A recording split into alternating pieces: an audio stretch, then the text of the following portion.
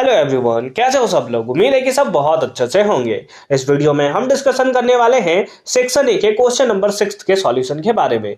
अगर आपने इसे प्रीवियस वीडियो अभी तक नहीं देखा, साथ ही साथ आने वाले वीडियोस का सॉल्यूशन देखना चाहते हो तो कंप्लीट प्लेलिस्ट का लिंक मिलेगा आपको डिस्क्रिप्शन में।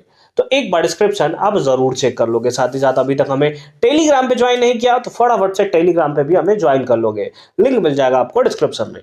क्या है question number 6, an element with atomic number हमें यहाँ दिया हुआ है विल फॉर्म बेसिक ऑक्साइड। किसका फॉर्मेशन करता है? बेसिक ऑक्साइड का फॉर्मेशन करता है।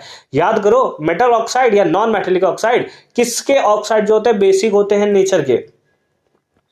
तो ये सिंपल फॉर्म में आपको याद रखना है कि मेटल ऑक्साइड, जो मेटल ऑक्साइड होते हैं वो होता है बेसिक इन नेचर।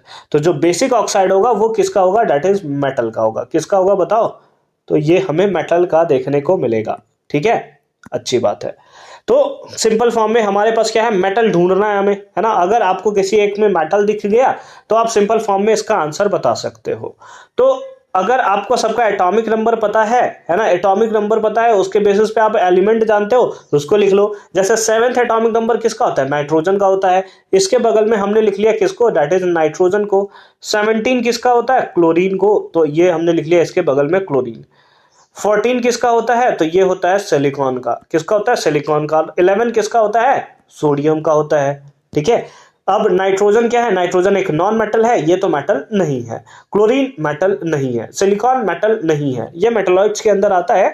बट अगर करेक्ट फॉर्म में बात किया जाए, ठीक है, तो ये इसका हमें आंसर कौन सा देखने को मिलेगा? Sodium. Option number D is the right answer of this question. अब आपके मन में अगर एक कंफ्यूजन आ रहा हो, ठीक है, तो उसको जिक्र करते थे, अगर नहीं आ रहा है तो आना चाहिए। सिलिकॉन के बारे में, सिलिकॉन क्या है? तो अभी मैंने आपको बताया सिलिकॉन जो है एक मेटलॉइड्स है। क्या है? दैट इज ये एक मेटलॉइड्स है। और आप बोलोगे सर अगर ये मेटलॉइड्स है तो इसके पास मेटल का भी प्रॉपर्टी होगा और नॉन मेटल का भी प्रॉपर्टी होगा, है ना। किसका प्रॉपर्टी होगा? मेटल और नॉन मेटल दोनों का प्रॉपर्टी होगा। यानी कि जब ये मेटल के ऑक्साइड्स बनाएगा, अगर ये मेटल्स के ऑक्साइड्स बनाता है तो ये क्या बनेगा? ये बेसिक होगा नेचर में, ये भी तो हो सकता है। और जब ये नॉन मेटेलिक के ऑक्साइड्स बनाएगा तो ये हमें कैसा देखने को मिलेगा? एसिडिक देखने को मिलेगा नेचर में। क्योंकि नॉन मेटेलिक ऑक्साइड्स कैसे होते हैं? एसिडिक होते हैं नेचर में, जबकि मेटेलिक ऑक्साइड्स कैसे होते हैं? वो बेसिक होते हैं। तो इसका आंसर सिलिकॉन क्यों नहीं हुआ? तो देखो, क्वेश्चन हमें दिया will form the basic oxides, है ना। बेसिक ऑक्साइड्स का फॉर्मेशन कर रहा है और यहां पर हमारे पास सिलिकॉन, ये गलत नहीं है ना। सिलिकॉन के पास भी प्रॉपर्टीज होता है, ठीक है। लेकिन अगर हमें एकदम 100% करेक्ट पूछा है तो ये तो हमारा 11th जो है सोडियम है, तो 100% बनाएगा बेसिक ऑक्साइड। सिलिकॉन के पास तो फिर भी प्रॉपर्टी है कि स्लाइटली बना सकता है, क्योंकि मेटल और नॉन मेटल दोनों का प्रॉपर्टी रखता है वो, ठीक है। और सिलिकॉन ऑक्साइड्स का मतलब उतना अच्छे से नेचर में पाया भी नहीं जाता, ठीक है। तो इसलिए इसका आंसर हमारा क्या होगा? That is sodium is the right answer of this question.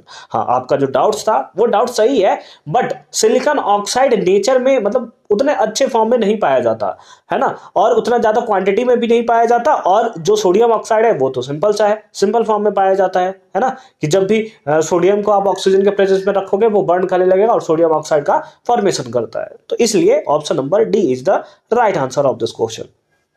I hope कि ये पार्ट आपको क्लियर फॉर्म में समझ में आया होगा।